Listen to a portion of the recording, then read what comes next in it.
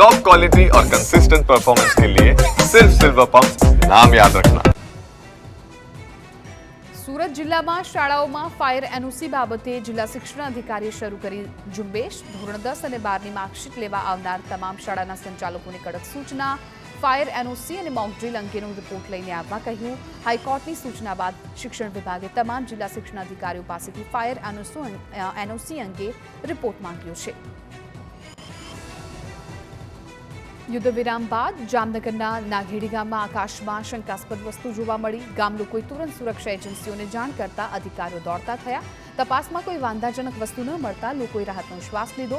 ગામ લોકોને ડ્રોન હોવાનો ભ્રમ થયો હતો, પરંતુ ડ્રોન ન હોવાનું સુરક્ષા એજન્સીઓએ જણાવ્યું હતું. સુરેન્દ્રનગરમાં પોલીસે ગેરકાયદે સાયલેન્સર લગાવેલા બુલેટ ડિટેઇન કર્યા છે અને મોટા અવાજ કરી રોડ પર રોફ જમાવતા નબીરાઓને પણ પાઠ ભણાવ્યો.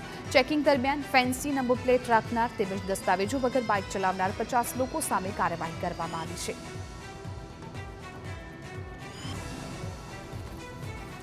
આણંદમાં ખનીજ માફિયાઓ પર પ્રશાસને બોલાવી છે તવાઈ. 5 નાવડી, 3 ડમ્પર અને ખોદકામ માટેનું એક મશીન જપ્ત કર્યું છે. મહી નદીમાં રેતી ખનન કરનાર સામે વહીવટી તંત્રે કાર્યવાહી કરી. મામલતદાર અને ભૂસ્તર શાસ્ત્રીએ કરી આકસ્મિક તપાસ.